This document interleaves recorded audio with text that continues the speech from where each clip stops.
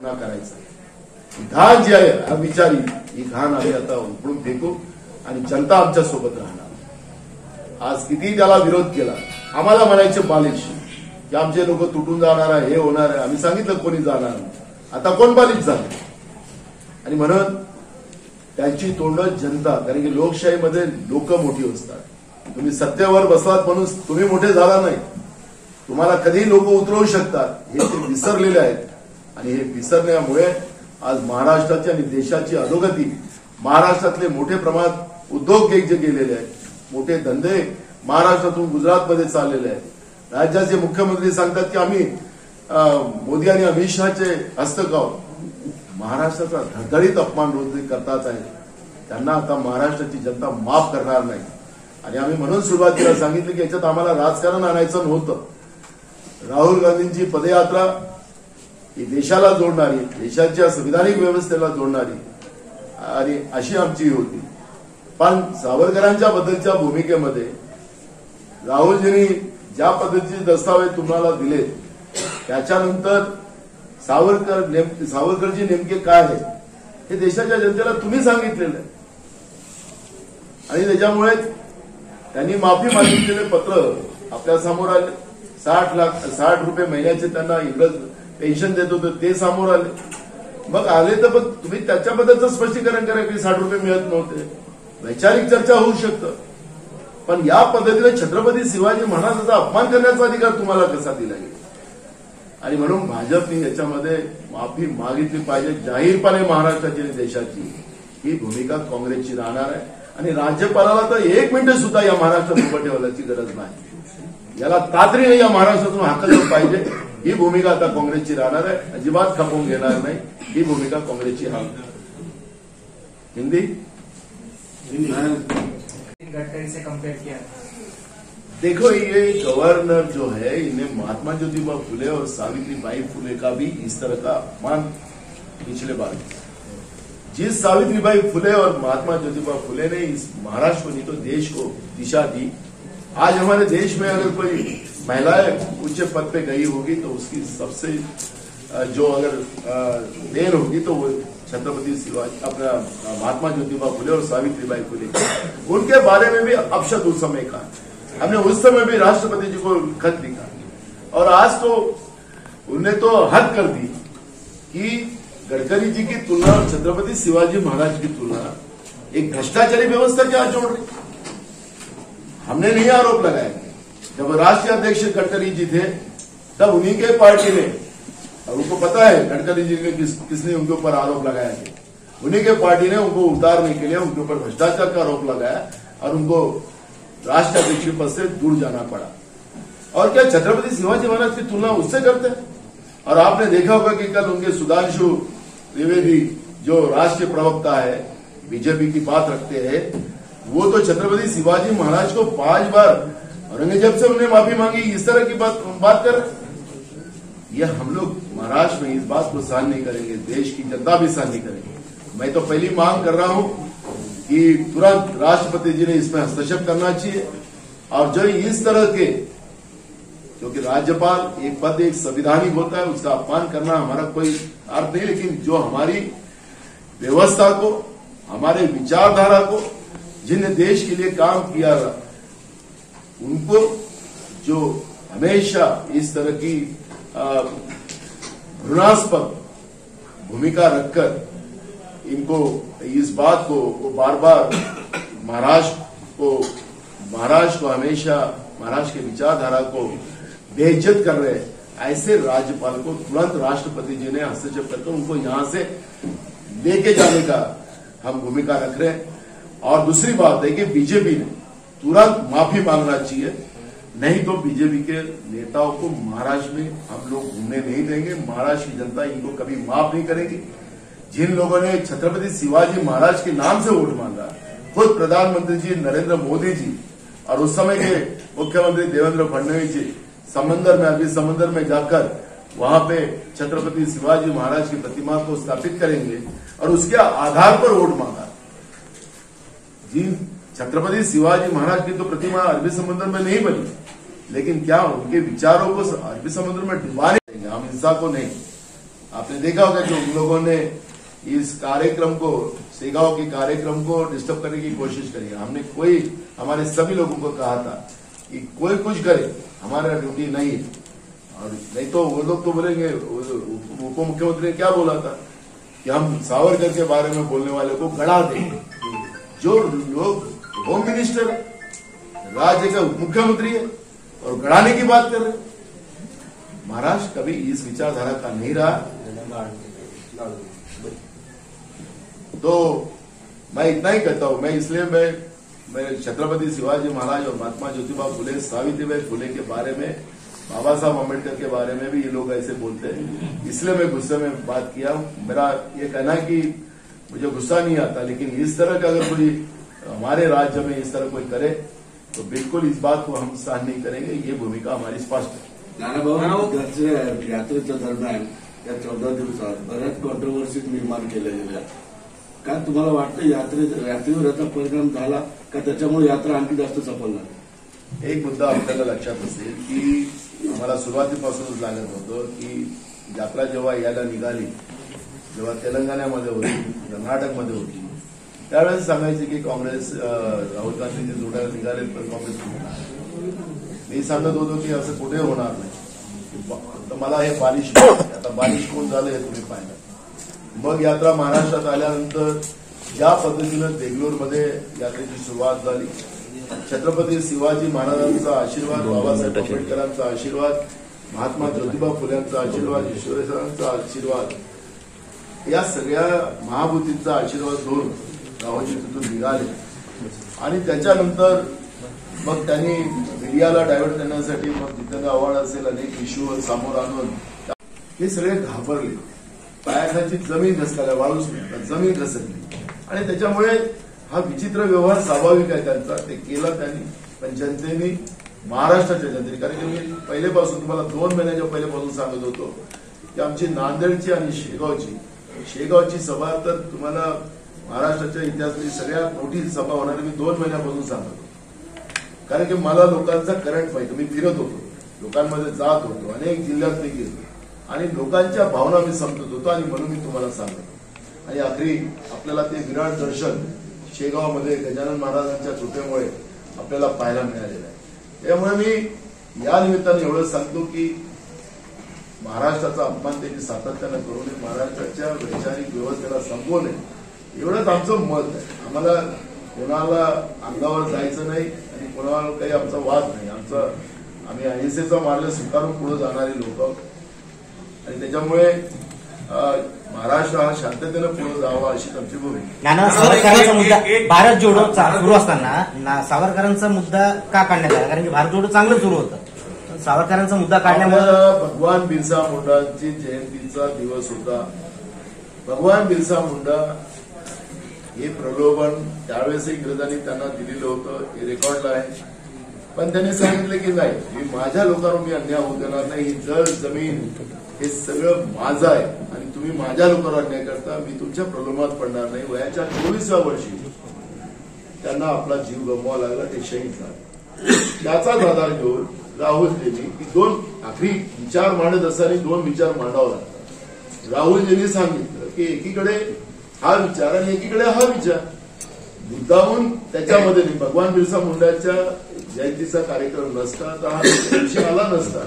पण 2 विचार कसे असतात आणि त्याचे परिणाम काय होतात हे राहुलजींना सांगायचं होतं आणि त्यांनी सांगितलं। आणि महाराज का राज्याभिषेक के समय में यहाँ की व्यवस्था जो उस समय की थी, वह जो सत्ता में बैठे उसी विचार की धारा चल रही है।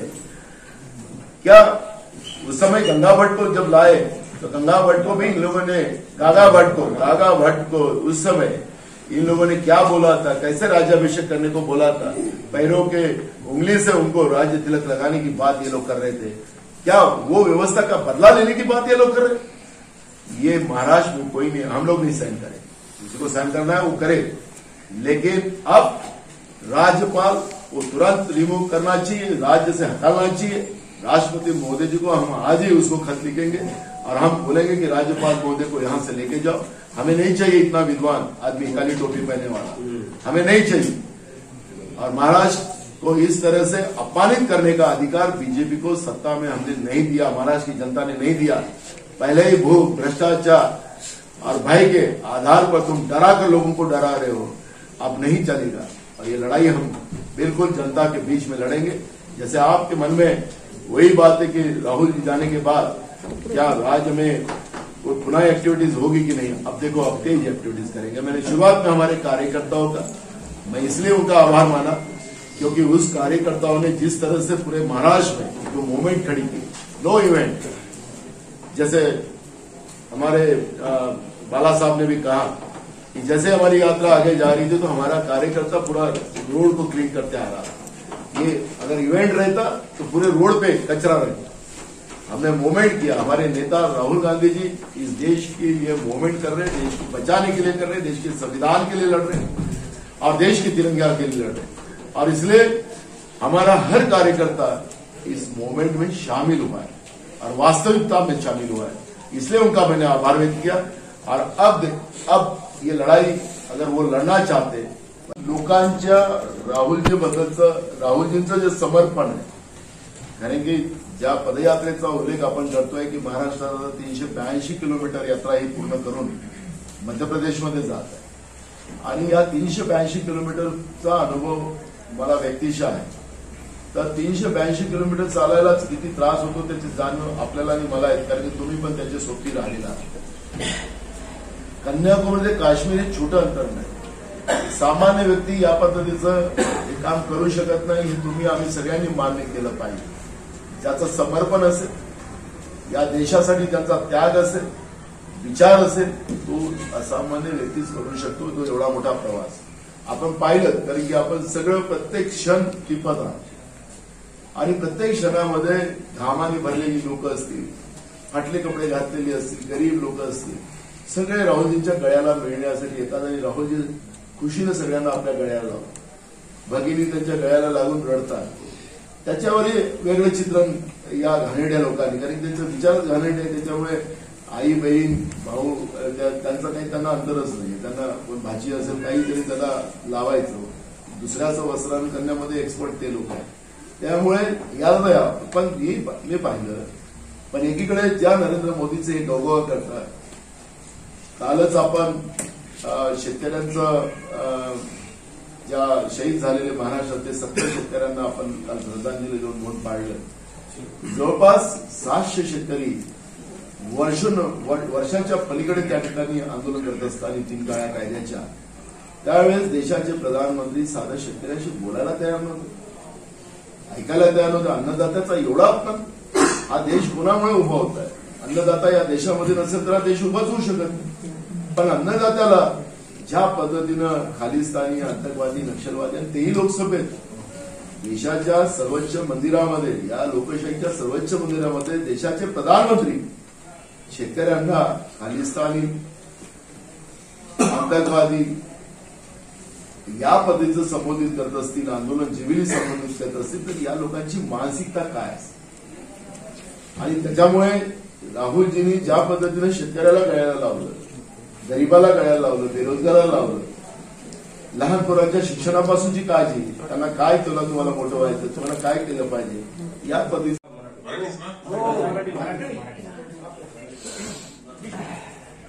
असलं ते परत पुन्हा येऊ शकले नाही। विनंती केली होती त्यांनी यावे म्हणून शेगावला, त्यामुळे येऊ शकले नाही। पण खरगे साहेबांचं भाषण त्या दिवसाचं, ते पक्षाचे अध्यक्ष, त्यामुळे तो त्यांना तो हे असणार त्यांचा विषय। पण सगळ्यात चांगल्या भाषणांमध्ये त्यांचा, त्या भाषणाचा उल्लेख सगळेजण करतायत, त्यांचे आभार या निमित्तानं मी मानतो। मी म्हणून वारंवार तुम्हाला सांगत होतो की ही वैचारिक व्यवस्था आहे। 2 भाग सांगावं लागतात, नाण्याचे 2 बाजूला असतात, चिते असते, पटे असते। हे राहुलजीने सांगितलं, त्याला गैर काय? आणि नसेल समजा ते पत्र त्यांनी लिहिलं नसेल, 60 रुपये महिन्याचे मिळत नसेल, तर त्यांनी काहीतरी सांगावं, नाहीतर हा विषय क्लोज होऊन करता येईल आपल्याला। आमच्याजवळ कागद जी आहे त्यांच्याजवळ नसेल, त्यांच्याजवळ वेगळे कागद असेल, त्यांनी माफीचं काही मागितलंच नसेल, 60 रुपये महिन्याचं मिळत असेल, आता इंग्रज कोणाला पेन्शन देणार? चला मी स्वाभाविकपणे कोणाला पेन्शन द्यायचं? तुमची कंपनी ज्या ज्या याच्यात आहे तुम्हाला पगार मिळतं ना, तुम्ही काम करता म्हणून मिळतं ना त्यांच्यासाठी। यांना पेन्शन मिळत असेल तर कशाच्या द्वारे मिळत असेल, कशासाठी मिळत असेल? हे प्रश्न होतेच ना, दोन भाग होते, भगवान बिरसा मुंडा आणि सावरकरजी असे दोन विषय त्यांनी मांडले आणि ते दोन बाजू मांडल्या. त्याला वाद नव्हता, पण यांनी वाद निर्माण करायचं आणि राहुलजीची जी पदयात्रा त्यांना जनतेचं जे समर्थन मिळत आहे त्याला थांबवण्यासाठी त्यांनी वाद निर्माण केला.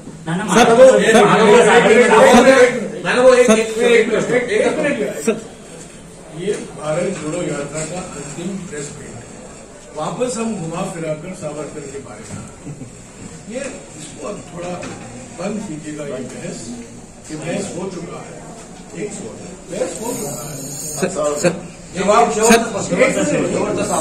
3 दिन से मैं जवाब दे रहा हूँ और कल बीजेपी का असली रूप आपने देखा है. जो सुधांशु त्रिवेदी जी ने कहा है वो मेरे राज्यसभा के मेरे पास मिलते रहते हैं, मेरे साथ बातचीत होती रहती है, एक समिति के हम सदस्य हैं. उन्होंने बीजेपी का असली रूप दर्शाया है.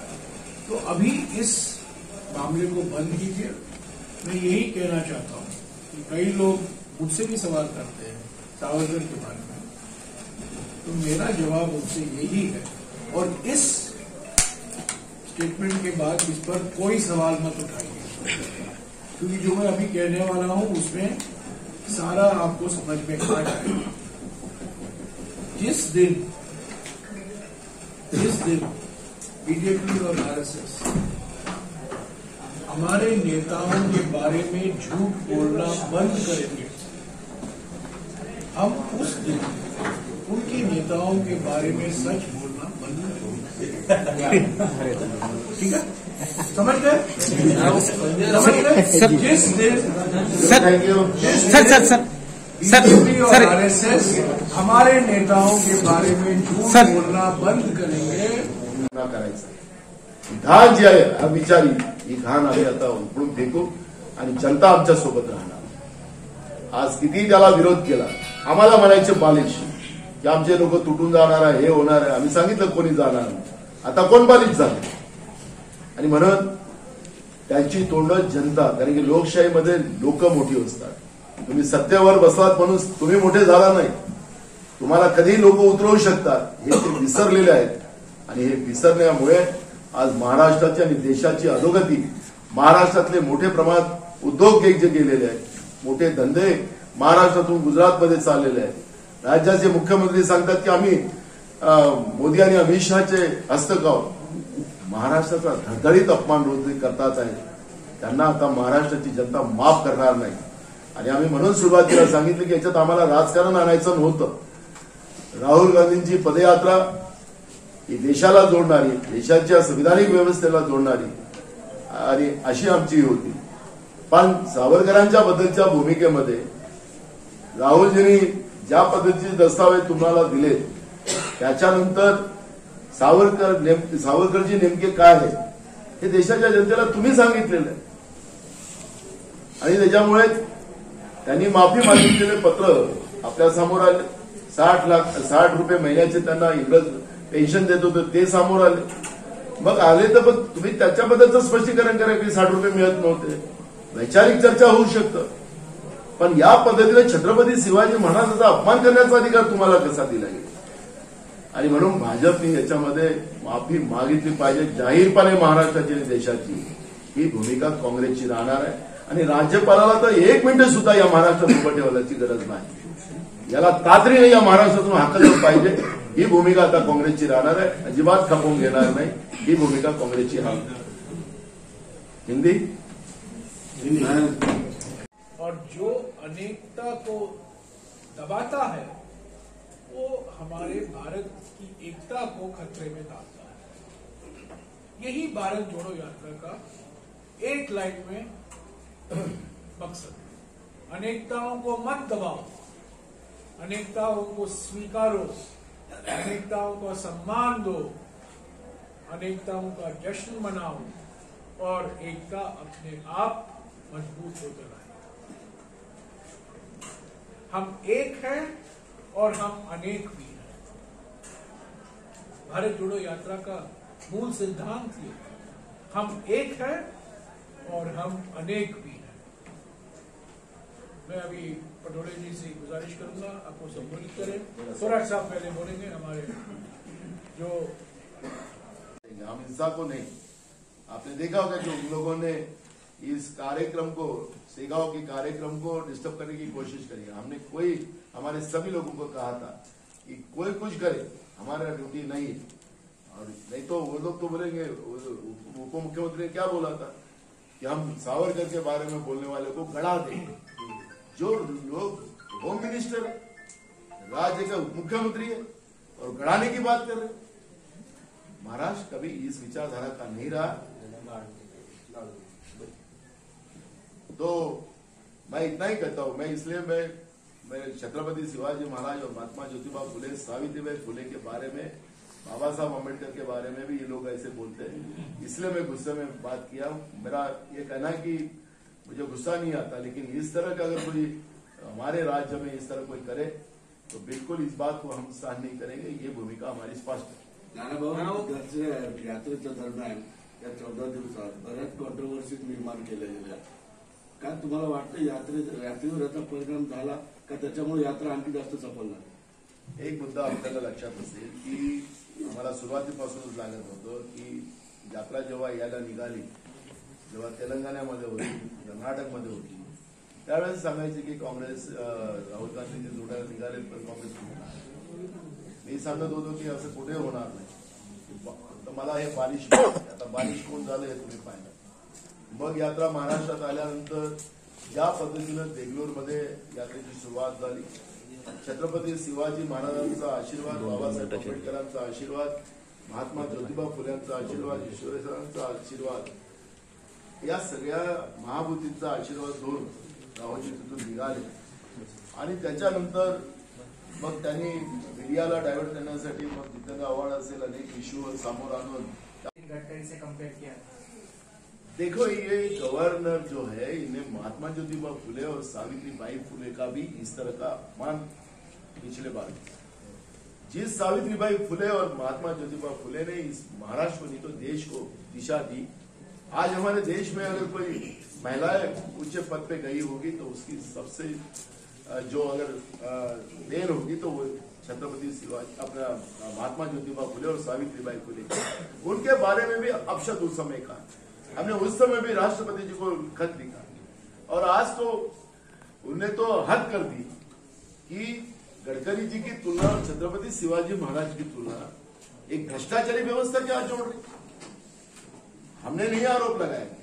जब राष्ट्रीय अध्यक्ष गडकरी जी थे तब उन्हीं के पार्टी ने, और उनको पता है गडकरी जी ने किसने उनके ऊपर आरोप लगाया थे, उन्हीं के पार्टी ने उनको उतारने के लिए उनके ऊपर भ्रष्टाचार का आरोप लगाया और उनको राष्ट्रीय अध्यक्ष पद से दूर जाना पड़ा. और क्या छत्रपति शिवाजी महाराज की तुलना उससे करते हैं? और आपने देखा होगा कि कल उनके सुधांशु त्रिवेदी जो राष्ट्रीय प्रवक्ता है, बीजेपी की बात रखते हैं, वो तो छत्रपति शिवाजी महाराज को 5 बार औरंगजेब से उन्हें माफी मांगी, इस तरह की बात कर रहे. यह हम लोग महाराष्ट्र में इस बात को सहन नहीं करेंगे, देश की जनता भी सहन नहीं करेंगे. मैं तो पहली मांग कर रहा हूं कि तुरंत राष्ट्रपति जी ने इसमें हस्तक्षेप करना चाहिए. और जो इस तरह के, क्योंकि राज्यपाल एक पद एक संविधानिक होता है, उसका अपमान करना हमारा कोई अर्थ नहीं, लेकिन जो हमारी व्यवस्था को, हमारे विचारधारा को, जिन्हें देश के लिए काम किया, उनको जो हमेशा इस तरह की घृणास्पद भूमिका रखकर इनको इस बात को बार बार महाराष्ट्र को हमेशा महाराष्ट्र के विचारधारा को बेइज्जत कर रहे हैं, ऐसे राज्यपाल को तुरंत राष्ट्रपति जी ने हस्तक्षेप करके उनको यहां से लेके जाने का हम भूमिका रख रहे हैं. और दूसरी बात है कि बीजेपी ने तुरंत माफी मांगना चाहिए, नहीं तो बीजेपी के नेताओं को महाराष्ट्र में हम लोग घूमने नहीं देंगे. महाराष्ट्र की जनता इनको कभी माफ नहीं करेगी. जिन लोगों ने छत्रपति शिवाजी महाराज के नाम से वोट मांगा, खुद प्रधानमंत्री जी नरेंद्र मोदी जी और उस समय के मुख्यमंत्री देवेंद्र फडणवीस जी समंदर में, अरबी समंदर में जाकर वहां पे छत्रपति शिवाजी महाराज की प्रतिमा को स्थापित करेंगे और उसके आधार पर वोट मांगा. जिन छत्रपति शिवाजी महाराज की तो प्रतिमा अरबी समुद्र में नहीं बनी, लेकिन क्या उनके विचारों को अरबी समुद्र में डुबाने करीब 380 किलोमीटर लंबा भारत जोड़ो यात्रा रहा है। 13 दिन हम महाराष्ट्र में रहे हैं और 5 जिले से हम,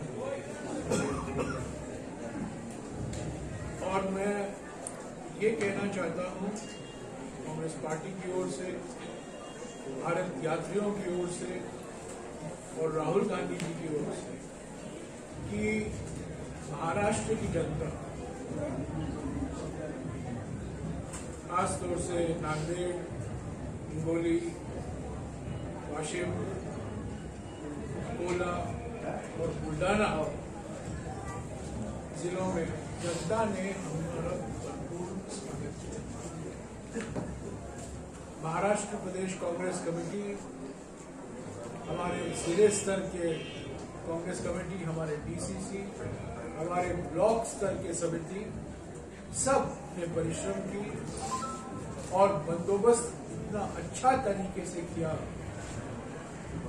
कि हम इनका धन्यवाद जितना भी करें वो कम। 10 में से 10 थोराट साहब, पटोले जी, HK पाटिल जी, अशोक चौहान जी, सबको खास तौर से मैं कहना चाहता हूं कि 2 हमारी जो पब्लिक मीटिंग, शुरुआत नांदेड़ में देखने को मिला है, पर ये कोई नई बात नहीं है, क्योंकि मेरा हमेशा ये कहना है कि ये असली राहुल गांधी है।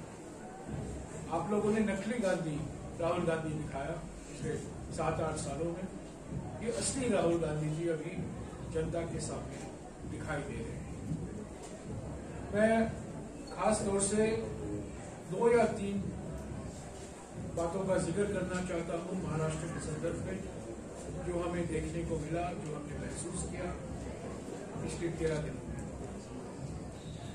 एक तो महिलाएं भारी संख्या में सड़कों पर आई, और आज दोपहर को महिला आदिवासी भारी संख्या में आएंगे। महिलाओं का आना हमारे लिए एक महत्वपूर्ण कदम है, और हमें खुशी है कि 19 नवंबर को जो इंदिरा जी की जयंती थी, हमने महाराष्ट्र में बिताई। ऐसे तो पंडित जी की भी जयंती हमने महाराष्ट्र में बिताई, पर इंदिरा जी की जयंती पर महिला यात्रा करना, मैं समझता हूं हमारे पुरुष साथी थोड़ा डिसअपॉइंटेड थे, नाखुश थे, पर राहुल जी उससे बहुत प्रभावित हुए हैं, और उनका मानना है कि जो मध्य प्रदेश में जाएंगे, राजस्थान में जाएंगे, यूपी में जाएंगे, दिल्ली में जाएंगे, हरियाणा में जाएंगे, पंजाब में जाएंगे, मध्य प्रदेश में और जम्मू और कश्मीर में एक दिन हमें और महिला यात्रा करना जरूरी है। तो 19 तारीख का जो हमारा अनुभव रहा है, उन पर बहुत असर आया है। देखना है कि मध्य प्रदेश में कौन सा दिन अब मैं सफलता में कैसे पाऊं। ये 1 महीने में नहीं होगा, 2 महीने में नहीं होगा, कुछ साल लगेंगे। और मुझे खुशी है कि पटोले जी, थोराट जी, सब लोगों ने मिलकर यह तय किया है कि अगले कुछ ही महीने में 6 कमिश्नरेट में 6 बड़े रैलियां होंगी, ताकि भारत जोड़ो यात्रा का संदेशा और भी मजबूत तरीके से जनता तक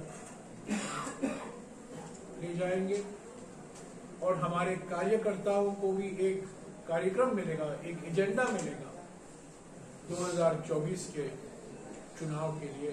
और जब विधानसभा के चुनाव आएंगे, विधानसभा के चुनाव मैं अंत में आप सबको शुक्रिया अदा करता हूं कि आप लोग हमारे साथ रहे, 5:30 बजे उठे। कुछ शिकायतें थी आपको, मैं जानता हूं, मैं आपसे माफी चाहता हूं। हमने पूरी कोशिश की, आपने अपनी जो मांग थी हमने पूरी करने की हमने पूरा प्रयास ईमानदारी से प्रयास किया। राहुल जी ने आपके साथ एक प्रेस भेंट भी की जो इंटरनेशनल हेडलाइंस हो गया।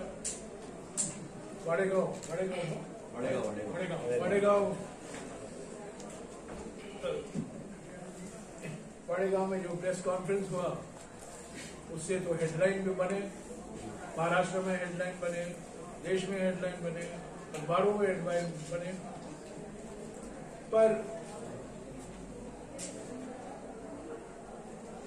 अभी आज शाम को या कल एक फेयरवेल लेटर जनता को राहुल जी रिलीज करेंगे।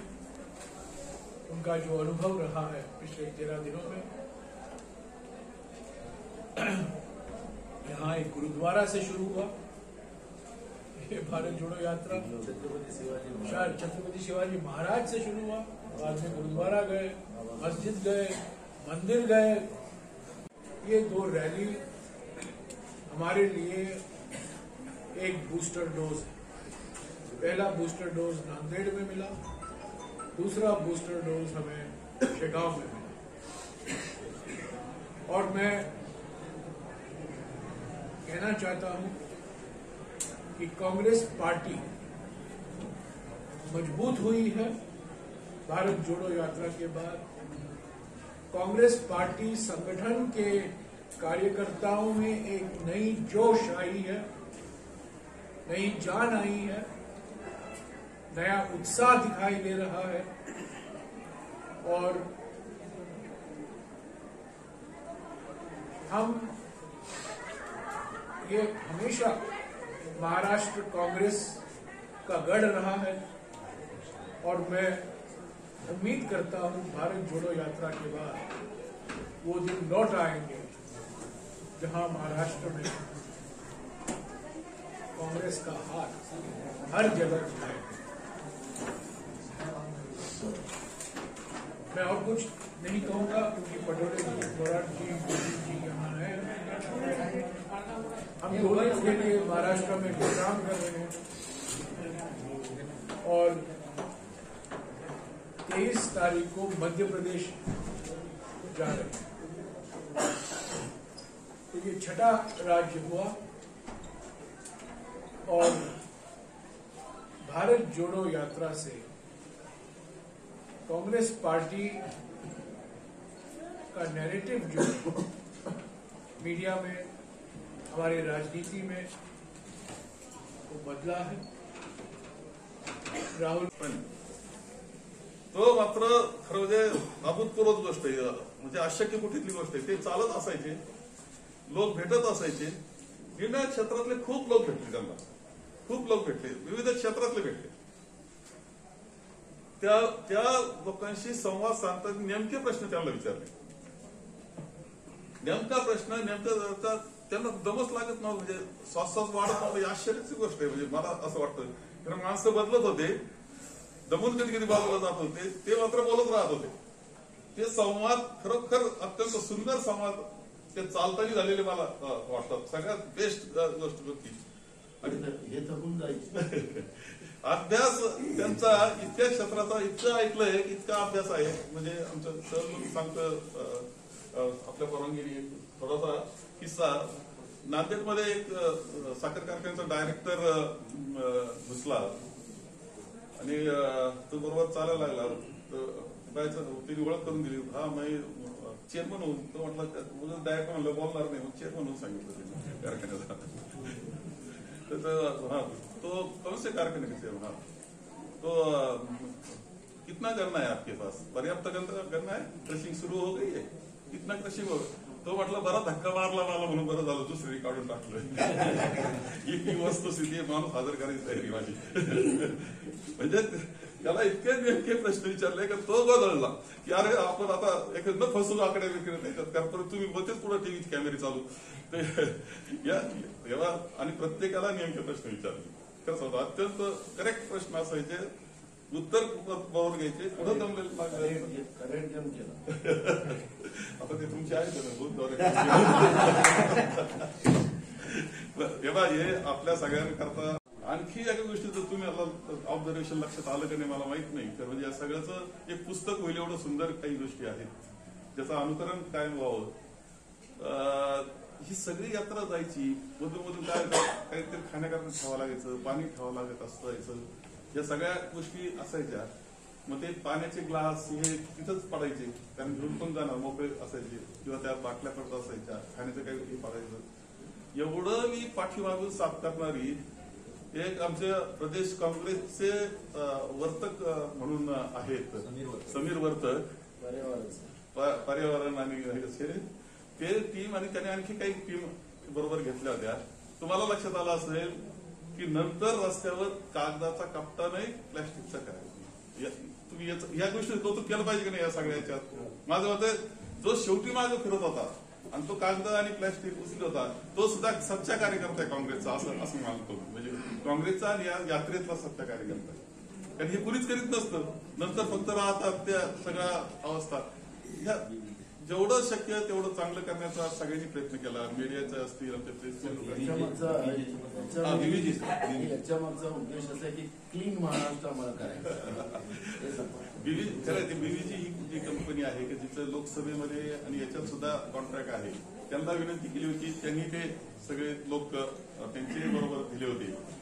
या सगळ्यातून यात्रा पुढे गेल्यानंतर त्यांनी मागे असं काही, हे खूप महत्वाचं काय, म्हणजे माझं मत असं आहे की मीडियानं आमच्या मोठ्या याच्यावर फोकस कराच, आणि छोटे छोटे अशांवर सुद्धा मुद्दाम सांगितलं पाहिजे की अरे पहा हे असं सुद्धा असू शकतं.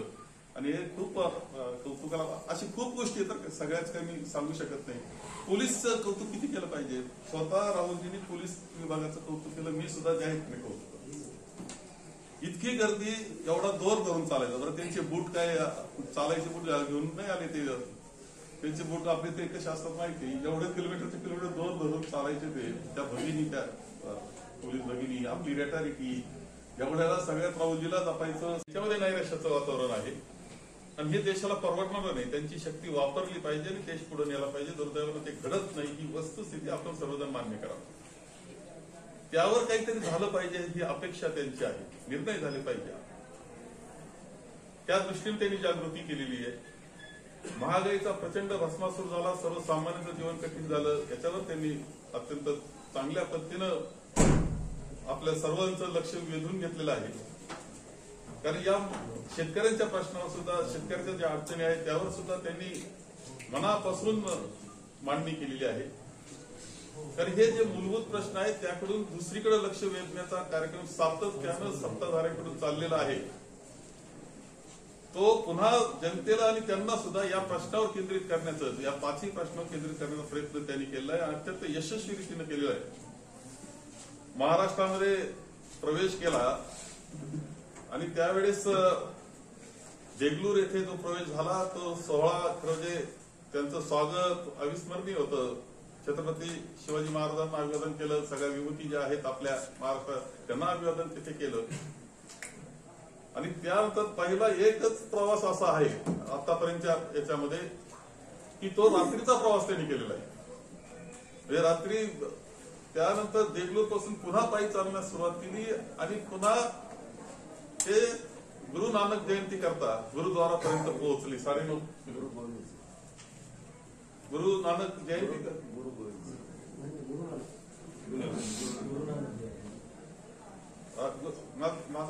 गुरु नानक जयंती आहे, त्या पोहोचले. रात्रीचा 1-1:30 वाजला होता. आपण त्यावेळेस असाल सगळेजण. पुन्हा 3 वाजेपर्यंत सगळी प्रार्थना, पुन्हा सकाळी चालायला सुरुवात. यामध्ये आपण पाहिलं असेल की पाऊस त्यांना लागला, उन्हाच्या झळ्या बसल्या, थंडीचं वारं बसलं, धुकं. वही महिलाएं सिर्फ महिलाएं ही पद यात्रा करेंगी. एक तो ये महिलाओं का पार्टिसिपेशन, दूसरी बात किसान ओल्ड पेंशन स्कीम वाले काफी भारी मात्रा में आए, अध्यापक खासतौर से, किसान भारी मात्रा में आए, आदिवासी समुदाय के कई लोग, हजारों लोग आए, दलित संस्थाओं की ओर से भी काफी बुद्धिजीवी, activist, retired civil servant OBC संस्थाएं, और कल करीब पौने घंटे के लिए राहुल जी की भेंट दलित और ओबीसी संस्थाओं के साथ हुई। कुछ लंबी बातचीत हुई जिसमें राहुल जी ने कहा कि जाति के आधार पर जनगणना करना जरूरी है और बहुत अर्जेंट, क्योंकि उसके बिना हम आरक्षण की बात जब हम करते हैं वो कुछ हमें जानकारी के आधार पर आरक्षण की बात करनी है, और कास्ट सेंसस करना न केवल जरूरी है पर अर्जेंट। और कई मुद्दे उठाए, कई बातचीत हुई। तो ये दूसरी बात है। तीसरी बात, हमारे जो घटक दल हैं एनसीपी और शिवसेना भी भाग लिया भारत जोड़ो यात्रा में, हम उसका भी स्वागत करते हैं।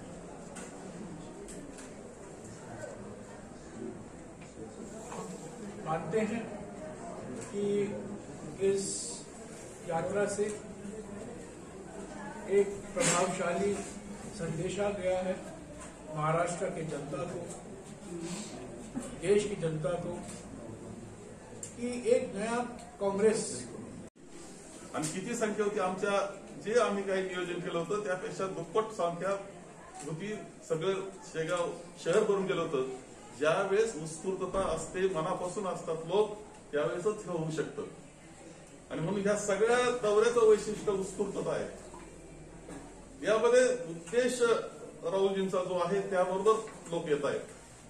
पुन्हा एका मुख्य जे विषय देशापुढचे आहेत आणि लोकांपुढचे आहेत, जनतेपुढचे आहेत, त्यांच्याकडे लक्ष केंद्रित करण्यामध्ये, लक्ष वेधण्यामध्ये राहुलजी यशस्वी होत आहेत. ज्यावेळेस केंद्र सरकार असेल आणि त्यांच्या माध्यमातून दुसरीकडे लक्ष कसं वेधता येईल याचा प्रयत्न करत असतील, मूळ विषयावर आणण्याचं काम राहुलजी निश्चितपणे करतायत. मला आणखी खरं आभार मानले पाहिजे की राजकीय पक्ष आमच्या आघाडीचे ते तर बरोबर आले, ते बरोबर चालले. सिव्हिल सोसायटीचे लोक खरं म्हणजे ते प्रत्येक व्यक्तिमत्व नाव घ्यायचं तर खूप मोठी मोठी माणसं आहेत. माननीय तुषारजी गांधी आले, माननीय मेघा पाटकर आल्या, गणेशजी देवी आले. खरं म्हणजे ही सगळी नाव त्यांचं न्यायमूर्ती कोळशेमध्ये स्वतः चालले. ही माणसांनी कधी काँग्रेसला असं फार काँग्रेस फेवर असं नाही, तर त्यांना ज्या तत्वाकरता विचाराकरता ते आपल्या आयुष्यामध्ये काम करतायत, त्या तत्वाकरता कुणीतरी लढण्याकरता निघालेला आहे आणि त्यांच्यावर विश्वास ठेवा असं व्यक्तिमत्व निघालंय, म्हणून ते बरोबर येत आहेत. आणि ती संख्या खूप मोठी आहे. काही चुकीत नावं मंजूर राहून जातील हे मी मान्य करतो. आता ह्या प्रतिभाताई शिंदेचा आज महिलांचा मेळावा आहे. नंदुरबारवरून महिला येत आहेत आज. तेव्हा ही त्या काही काँग्रेसचे असं नाही, परंतु कुणीतरी लोकशाही वाचवायला निघालंय, कुणीतरी घटना वाचवायला निघालंय, कुणीतरी जनतेच्या प्रश्नाकडे लक्ष वेधण्याकरता निघालंय. या भावनेतून ते येत आहे. सगळ्यात महत्वाची आणखी एक गोष्ट मला वाटली, मुद्दाम माझे ऑब्झर्वेशन सांगतो माझ्या दृष्टिकोनातून, राहुलजींच्या पदयात्रेमध्ये 25 किलोमीटर चालणं ही काही सोपी त्यांची स्वतः करता सुद्धा कठीण गोष्ट आहे. परंतु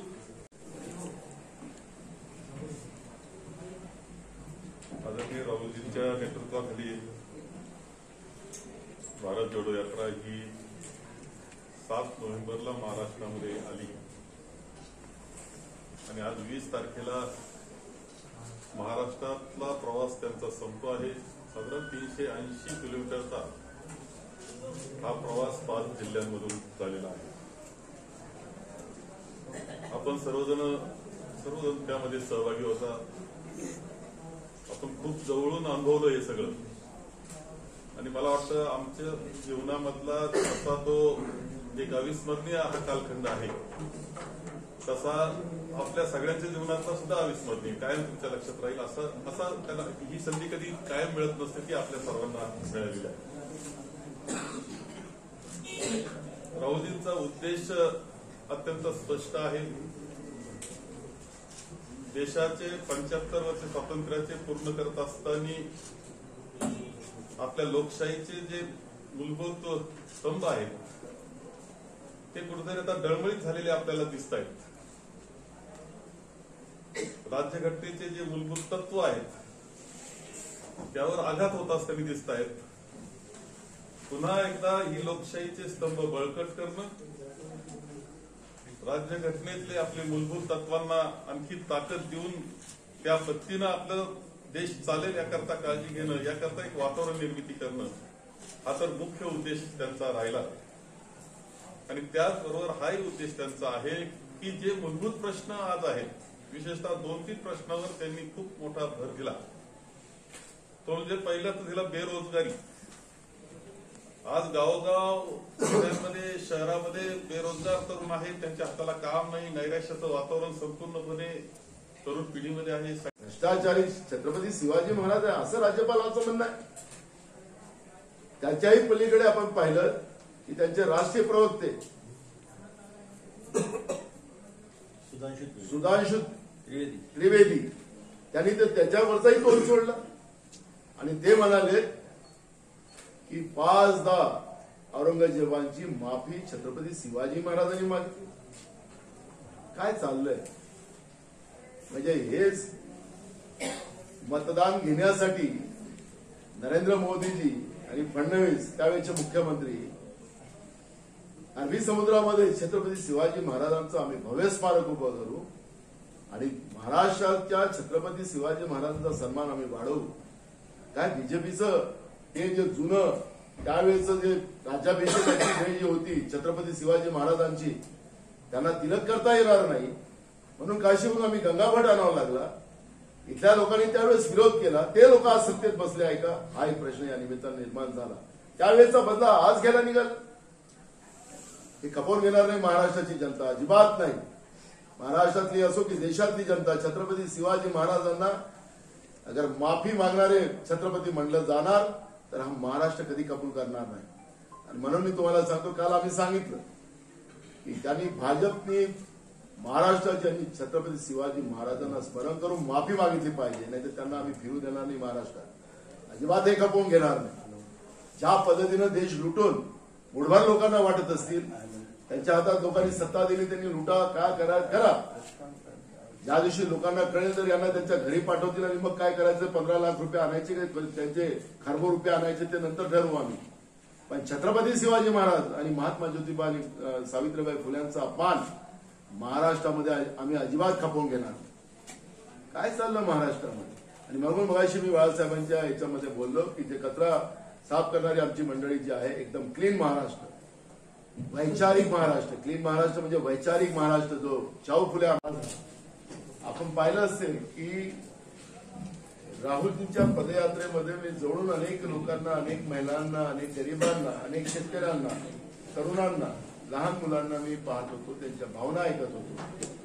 तर या केंद्राच्या आणि राज्यातल्या ईडीच्या सरकारने जी काही अत्याचारी व्यवस्था निर्माण केलेली आहे त्याच्या विरोधात लोकांचा एक रोष, राग आणि अत्याचारी व्यवस्थेला आता उठरून टाकण्याचं एक लोकांमध्ये असलेली भावना ही त्यामध्ये स्पष्ट होती. आणि म्हणून आज जी काही परिस्थिती आज महाराष्ट्रामध्ये आपण आणि देशात पाहतो आहे, आज खालच्या लेवलवर जाऊन ज्या पद्धतीनं भाजप राजकारण करते आहे, सत्तेची गर्मी आणि गुर्मी जे त्यांच्यामध्ये निर्माण झालेली आहे तेही आपण आपल्याला पाहायला मिळते. राज्याच्या संविधानिक पदावर बसलेले राज्यपाल ज्या पद्धतीनं महात्मा ज्योतिबा फुले, सावित्रीबाई फुले यांच्याबद्दल अपशब्द का कसे काढू शकतात, का नाही जीभ कटली. या सावित्रीबाई फुले आणि महात्मा ज्योतिबा फुल्यांनी एक मोठी क्रांती, महिला आणि पुरुषामध्ये असलेलं जी दरी होती ती मिटवली, महिलांना शिक्षणासाठी त्यांनी प्रेरित केलं. या देशाच्या वैमानिक असतील, देशाच्या प्रधानमंत्री असतील, देशाच्या राष्ट्रपती असतील, आज आमच्या देशातल्या झाल्या असतील महिला, याच्यामध्ये सगळ्यात मोठं योगदान हे आमच्या महात्मा ज्योतिबा फुले आणि सावित्रीबाई फुल्यांचं होतं. त्याबद्दलच राज्याचे राज्यपाल या पद्धतीने बोलत आहेत. म्हणजे बीजेपीचं आणि आरएसएसची मानसिकता त्याच्यातून स्पष्ट होते. काल तर त्यांचा तर तोलच अजून सुटला. म्हणजे गडकरीची आणि छत्रपती शिवाजी महाराजांची तुलना करतात. भ्रष्टाचाराच्या आरोपावर ज्या व्यक्तीला त्यांच्या पक्षाने त्यांच्या राष्ट्रीय अध्यक्ष पदावर काढले, ही यात्रा राहिलेली आहे, अविस्मरणीय आपल्याकरता राहिलेली आहे. हे खरं आहे की केवळ यात्रा करून हे प्रश्न मिटणार नाही. पुढं हे आणि खरं म्हणजे काँग्रेस पार्टी म्हणून मी काँग्रेस पार्टी आम्ही सर्व आहोत, आम्हाला कसा फायदा होईल हे आम्ही पाहणार आहोत, ते काही हे नाही. परंतु त्यापेक्षा त्यांचा उद्देश मात्र त्यापेक्षा आपली लोकशाही, आपली राज्यघटना, जनतेचे प्रश्न याकरता ते काम करतायत. त्यामुळं कोणालाही फायदा होऊ शकतो. जे परसेप्शन बनणार आहे देशामध्ये त्याच्यातून अनेक ज्या काही पुरोगामी लोक आहेत त्या सगळ्यांना निश्चितपणे फायदा यामधून होईल याची खात्री मला आहे. आणि म्हणून खरं म्हणजे समन्वयक या नात्यानं मी तुमच्या सगळ्यांचं सुद्धा कौतुक करतो. तुमच्या सगळ्यांचं चांगलं या सगळ्याचा भाग घेतला त्याकरता अभिनंदन करतो. महाराष्ट्राच्या वतीनं तुमच्या सगळ्यांचं आभारही मानतो की मीडियानं खूप चांगली प्रसिद्धी, विशेषतः मी दोन तीन गोष्टीचा आभार तुमच्या पुढे मानले. एक तर तुम्ही महाराष्ट्राच्या मीडियाला चांगलं सांभाळून घेतलं. खरं सांगतो तुम्हाला, थोडा एक दिवस थोडा गेला वेगळा, जितेंद्र आव्हाडांचा राजीनामा तो दिवस, बाकी चांगलं सांभाळून घेतलं. एक प्रिंट मीडियाने खूप चांगलं सांभाळलेले, खूप लेख सगळ्यांचे येत आहेत हे मी मान्य करेल. तुमचं आभारी या निमित्तानं मी मानेन. दुसरं वैशिष्ट्यपूर्ण ज्या गोष्टी दिसत आहेत यामध्ये लोकायन नायक नावाची संस्था जी आहे, श्री जैन हे त्यांचे पुण्याची मुलं आहेत आणि कुणी पगारी नाही, काही नाही. त्यांनी जे पॉम्पलेट वाटले तेव्हा सांगतो सगळ्या रस्त्यांना पॉम्पलेट. मी सकाळी एकदा आपण काय घुसता आलं नाही, त्या धक्काबुक्कीत घुसणं पण होतं, नाना घुसता येईल. मी काय केलं, गाडीनं पुढे गेलो, उभं राहिलो. तर 2 किलोमीटर 3 किलोमीटर पुढे पाहत होतो तर ते पॉम्पलेट वाटतायत. जे लोक बाहेर आले त्यांच्याशी बोलतायत आणि त्यांचे संवाद साधतायत की काय कसं चाललंय हे. तेव्हा इतकं प्रामाणिकपणे ते काम करत. दुकानाच्या नजरेला आले असतील, यावा नजरेला फोटो काढून पाठवा असं. तरी हे व्यक्तिमत्व चालतं कसं, कोणत्या ताकदीवर चालतं. आणि त्यांनी एकच सांगितलं की या जनतेचं प्रेम जे देते जनता आणि जे उद्देश त्यांचे आहेत हीच त्यामधून ही ताकद निर्माण झाली आहे. आणि त्यामुळे शेकडो कार्यकर्ते, भारत यात्री असतील, तुम्ही सगळेजण असाल, त्याच्या पाठीमागं प्रदेशचे यात्री होते, त्याच्या पाठीमागं हजाराची जनता होती. महाराष्ट्रामधल्या प्रत्येक जिल्ह्यामध्ये तुम्हाला काय पाहायला मिळालं आता मला बाकी राज्यांचं माहीत नाही, परंतु उत्स्फूर्त स्वागत हे वैशिष्ट्य होतं. सकाळी 6 वाजता म्हणजे 5 वाजेपासून हजारोना लोक हे तिथे जमा झालेले असायचे की 6 वाजता मला बरोबर प्रवास करायचा आहे. हे तर आपण पाहिलं किंवा धरून आणून तर काही 5 वाजता पहाटे कुणी येणार नाही. हे आले, उत्स्फूर्त आले, हजारोनं आले, त्यांनी स्वागत केलं. आणि त्यानंतर बरोबर चालण्याची आरंभिका इतकी होती, तरुण पिढी प्रचंड मोठ्या संख्येनं यामध्ये होती. आणि सगळ्या जिल्ह्यांमध्ये अत्यंत उत्स्फूर्त स्वागत. अनेक लोक आता इथे जे इव्हेंट्स तुम्हाला दिसतील बाहेर, हे काय आम्ही अरेंज केले असं समजू नका. लोक महाराष्ट्रातून येत आहेत, कोळी बांधव तयार होऊन आले की आम्हाला सादर करायचंय. अनेक आता आपण पथकं पाहतोय, उत्स्फूर्तपणे येत आहेत. नियोजनात घालायचे कसे हे सगळे, हा प्रश्न माझ्या मते जयरामरावजी पुढे फार मोठा प्रश्न असतो. हे सगळे राज्यातून येतात, त्यांना कसं आपण सादर करायचं, त्यांची भावना जपायची, राहुलजींची काळजी घ्यायची, वेळेची काळजी घ्यायची. परंतु ही उत्स्फूर्तता ही सगळ्यात महत्वाची गोष्ट होती या सगळ्या याच्यामध्ये. एक गोष्टीचा उल्लेख करेल की रॅली जी झाली, सभा जी झाली शेगावची, ती ऐतिहासिक सभा राहिली. पुढच्या खूप काळापर्यंत इतिहासामध्ये नोंद तिची कायम राहील याची खात्री मला आहे. त्यापेक्षा काही ऑब्झर्वेशन्स, तुम्ही एक पत्रकार आहात, काही ऑब्झर्वेशन्स असले पाहिजे तुमचे. तेव्हा ही गर्दी आणायची ठरली ती एवढी गर्दी धरून आणून होत नाही. दुसरं असं की सभा संपली तर लोक उठले नाही. कधी होऊ शकतो असं? ज्यावेळेस मनापासून अजून आम्हाला ऐकायचं काहीतरी नवं ऐकायचं आम्हाला काहीतरी, आम्ही तुमच्या बरोबर महाराष्ट्र करून ठेवलं. भय, भूक आणि भ्रष्टाचार या गेल्या 8.5 वर्षामध्ये केंद्र सरकारने जो निर्माण केलेला आहे, जी इंग्रजाची पद्धत होती ती या देशामध्ये लागू करण्याचं काम केंद्रातल्या भाजपच्या नरेंद्र मोदीच्या सरकारने केलं. जाती जातीमध्ये, धर्माधर्मामध्ये लोकांना विभाजनाचं काम केलं. आणि त्यासाठीच या देशाचं संविधान आणि देशाचा तिरंगा वाचवण्यासाठी देशाच्या सगळ्या धर्माच्या लोकांना जोडण्यासाठी आणि भय, भूक आणि भ्रष्टाचारापासून या देशातल्या प्रत्येक नागरिकाला मुक्त करण्यासाठी राहुल गांधींची कन्याकुमारी ते काश्मीर जी पदयात्रा सुरू झाली त्याचं महाराष्ट्रामध्ये जोरात स्वागत महाराष्ट्राच्या जनतेने केलेलं आहे. मी सर्वप्रथम महाराष्ट्राच्या जनतेचं मनापासून आभार व्यक्त करतो काँग्रेस पक्षाचा अध्यक्ष म्हणून. आणि मग नांदेडची असो किंवा आमच्या शेगावची असो आणि आमच्या या पदयात्रेमध्ये जो लोक सहभाग मोठ्या प्रमाणात राहिला त्यामध्ये जनतेचं तेवढं तर आभार मानणं तरी कमीच पडेल, पण त्याच्यामध्ये प्रदेशच्या सगळ्या जिल्हा तालुका बूथ लेवलच्या सगळ्या कार्यकर्त्यांनी, सगळ्या पदाधिकाऱ्यांनी, विविध सेल आणि याच्यातल्या सगळ्या पदाधिकाऱ्यांनी जे युनिटीनं ज्या पद्धतीनं एकतेनं काम केलं आणि म्हणून मी सगळ्या आमच्या पक्षाच्या संघटनातल्या शेवटच्या बूथ लेवलच्या शेवटच्या कार्यकर्त्यांचे सुद्धा या निमित्तानं त्यांचा आभार मी व्यक्त करतो आहे. खरं तर ही जी काही परिस्थिती आज देशात निर्माण झालेली आहे, सुरुवातीलाही नांदेडच्या सभेत सांगितलं होतं की त्या काळामध्ये महात्मा गांधींनी इंग्रजांच्या विरोधात, त्यावेळच्या अत्याचारी व्यवस्थेच्या विरोधात ज्या देशभरामध्ये जी पदयात्रा केलेल्या होत्या ज्यामध्ये लोकजागृती मोठ्या प्रमाणात झाली आणि त्या लोकजागृतीचा परिणाम शेवटी असा झाला की महात्मा गांधीजींनी चले जाओचं आव्हान इंग्रजाला जेव्हा केलं तर देशातला प्रत्येक कांग्रेस की आलोचना हमेशा होती रहती है. कांग्रेस की कमियां रोज गिनाए जाते हैं, पर कुछ 70 दिनों में वो आवाजें थोड़े दबे हुए हैं. लोग कहते हैं कुछ तो कर रही है कांग्रेस, पर इसके बाद क्या करेगी, ये सब सवालें उठाए जाते हैं. जैसा कि मैं कहकर आ रहा हूं आप लोगों को, आप लोग थक गए होंगे मुझे देखकर और मुझे सुनकर पिछले 3 दिनों से. आपको छुटकारा मिलेगा कल से. पर मैं कहकर आ रहा हूं कि भारत जोड़ो यात्रा एक परिवर्तनकारी क्षण है.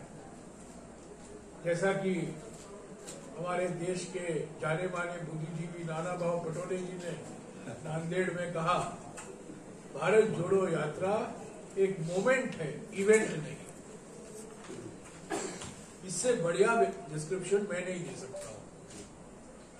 ये इवेंट नहीं है, ये मोमेंट है, ये एक क्षण है, परिवर्तनकारी क्षण है हमारे राजनीति के लिए और हम कांग्रेस पार्टी के लिए. और इस भारत जोड़ो यात्रा से आर्थिक विषमताओं की बात राहुल जी ने की है, सामाजिक ध्रुवीकरण की बात की है और राजनीतिक तानाशाही की बात की है. लोगों को सुना है और मैं समझता हूं अगले कुछ महीने में आप देखते रहेंगे कांग्रेस में जो परिवर्तन आएंगे वो इस अनुभव के आधार पर आएंगे. भारत जोड़ो यात्रा में हमने क्या सीखा है, हमने क्या सुना है और हमसे क्या अपेक्षाएं हैं. ये बिल्कुल साफ है कि जनता विकल्प के खोज में है. जनता चाहती है बीजेपी आरएसएस से छुटकारा. कांग्रेस ही एकमात्र ये विचारधारा है जो विकल्प पेश करती है. और हमारे सामने सबसे बड़ी चुनौती ये है कि भारत जोड़ो यात्रा